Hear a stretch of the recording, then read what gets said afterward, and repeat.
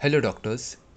ये मेरे यानी डॉक्टर समीन मंसूरी के नक्सवामिका के माइंड रूब्रिक्स का दूसरा वीडियो है।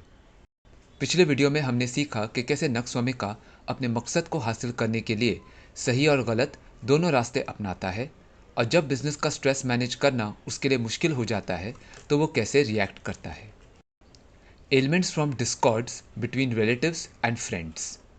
अब नक्सवामिका अपने ऑफिस के स्टाफ के अलावा दोस्तों और रिश्तेदारों के साथ भी बहस करके बीमार पड़ने लगता है।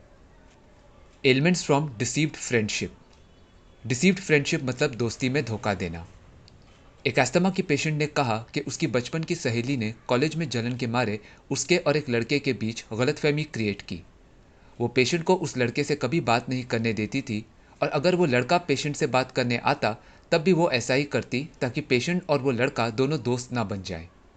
जब पेशेंट को पता चला तो उसने अपनी सहेली से दोस्ती तोड़ दी, लेकिन इस घटना के बाद से पेशेंट को सांस की तकलीफ शुरू हो गई। तो इन कॉजेज़ की वजह से जब नक्सवामिका बीमार हो जाता है तो उसको अपने आसपास के लोगों से नेगेटिविटी महसूस होने लगती है। Delusions sees dead persons.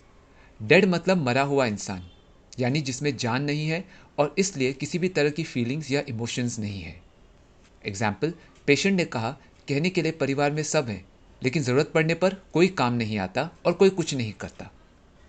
Delusion things he sees strangers. अब उसे लोग और उनका बर्ताव दोनों अजीब नजर आने लगते हैं।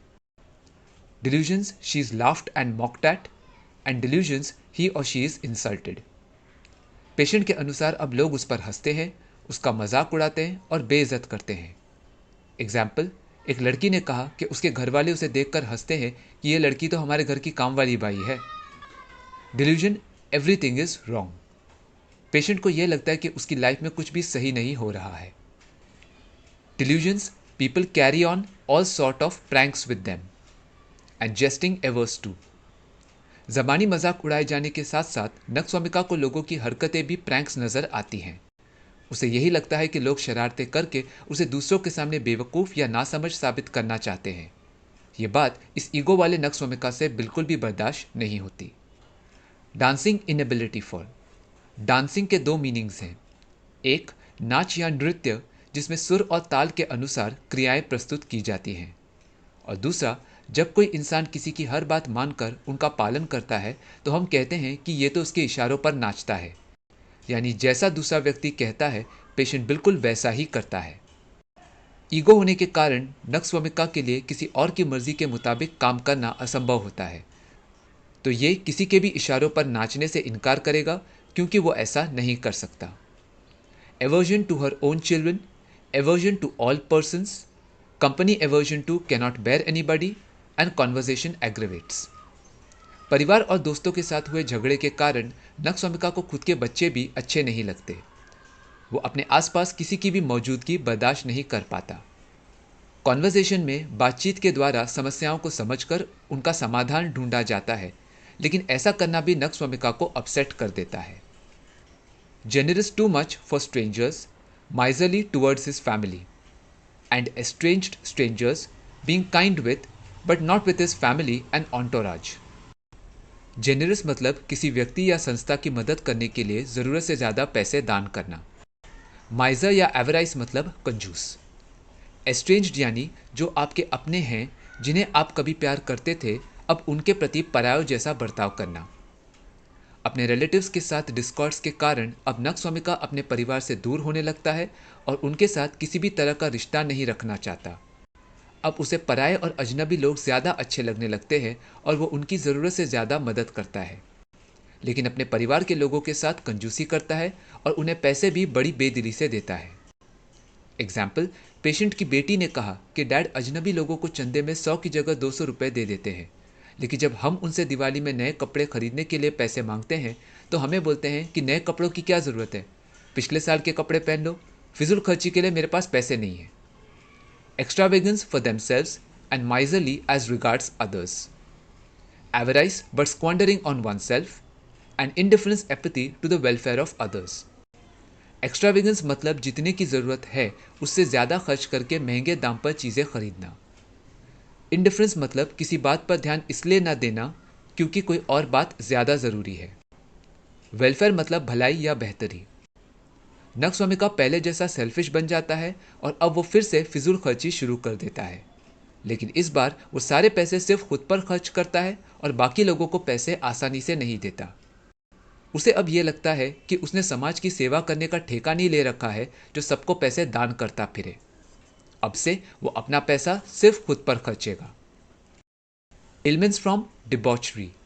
डिबॉचरी मतलब अय्याशी, जिसमें नक्सवामिका बिल्कुल बेपरवाह होकर मनपसंद खाना खाता है, शराब और ड्रग्स लेता है, बाजारू औरतों के पास जाता है और हर तरह की गलत हरकत में मगन रहता है। सीधे से कहें तो शराबी, कबाबी और शबाबी व्यक्ति। Alcoholism dipsomania from idleness. Alcoholism dipsomania must wake at night to drink. Alcoholism with irritability. Alcoholism with complains of upper limbs and play gambling passion form. तो नक्सवामिका पेशेंट की बीवी ये कहेगी कि लॉकडाउन में जॉब छूटने और बेरोजगार होने के कारण उसके पति ने शराब पीना शुरू कर दिया। अब तो शराब की तलब इतनी ज्यादा है कि पति रात को नींद से जागकर भी शराब पीते हैं। जब से पति ने शराब पीना शुरू किया है वो चिड़चिड़े हो गए हैं और हाथों में कभी दर्द कभी झुंझुनाहट की शिकायत करते हैं। कई बार जुए में पैसे भी गंवा चुके हैं। Abusive during drunkenness.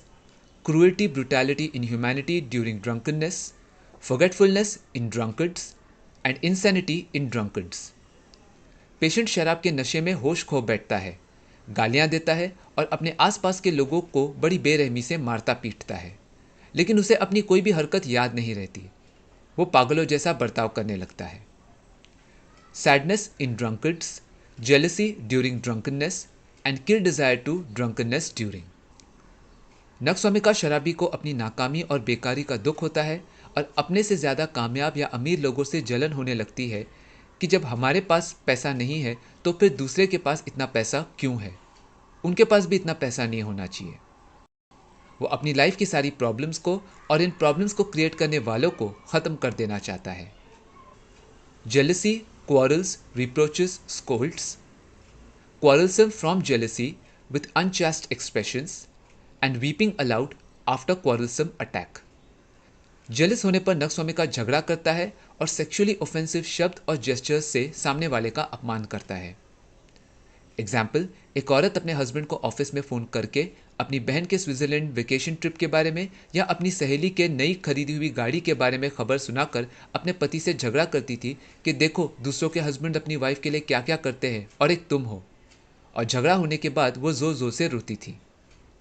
Jealousy, kind man becoming brutal, and jealousy strikes his wife. Jealousy के कारण नक्सवामिका एक अच्छे इंसान से हैवान बन जाता है और अपनी वाइफ को बेरहमी से पीटकर अपनी फ्रस्ट्रेशंस एक्सप्रेस करता है। Jealousy general between children and jealousy general between women. इन दोनों रूब्रिक्स में पेशेंट को दूसरों से जलन होती है और साथ ही उसे ऐसा लगता है कि दूसरे भी उससे जलते हैं। Jealousy general with weeping. दूसरों की खुशियां बर्दाश्त न करने पर नक्सवामिका को रोना आ जाता है। Jealousy general with sexual excitement and jealousy general with impotency. Impotency मतलब पोटेंसी या पावर का ना होना। दूसरों की हैप्पी मैरिड लाइफ को देखकर पेशेंट को खुद की शादीशुदा जिंदगी में वो खुशियां चाहिए, लेकिन जब वो अपनी वाइफ को सेटिस्फाई नहीं कर पाता तो उसे खिज महसूस होती है कि फिर दूसरे कपल्स इतने खुश क्यों हैं। Blasphemy and cursing. ब्लास्फेमी मतलब जिसे भगवान माना जाता है उसके बारे में अपशब्द कहना। नक्सवामिका फ्रस्ट्रेट होने पर इंसान तो इंसान भगवान को भी भला बुरा कहता है। एग्जाम्पल, पेशेंट बोला, गॉड भगवान कोई मदद नहीं करता, वो सिर्फ हमारी तकलीफ का तमाशा देखता है, जो भी करना होता है हमें खुद को ही करना पड़ता है, तो फिर मैं ऐसे भगवान को क्यों मानूं। तो ये नक्सवामिका के माइंड रूब्रिक्स का दूसरा पार्ट था। पार्ट 3 में मैं नक्सवामिका के और भी रूब्रिक्स के बारे में बात करूंगा। मैंने अपने नक्सवामिका वीडियो पार्ट 1 का लिंक डिस्क्रिप्शन में दिया है, तो उसे भी आप देख सकते हैं। अगर ये वीडियो पसंद आया तो उसे लाइक और शेयर करें और मेरे इस यूट्यूब चैनल को सब्सक्राइब करें। वीडियो या होम्योपैथी से जुड़े आपके कोई भी सवाल हो या आप फीडबैक देना चाहें तो मुझे कमेंट्स में ज़रूर बताएं। मैं आपके सवालों का जवाब देने की पूरी कोशिश करूंगा। Thank you for watching.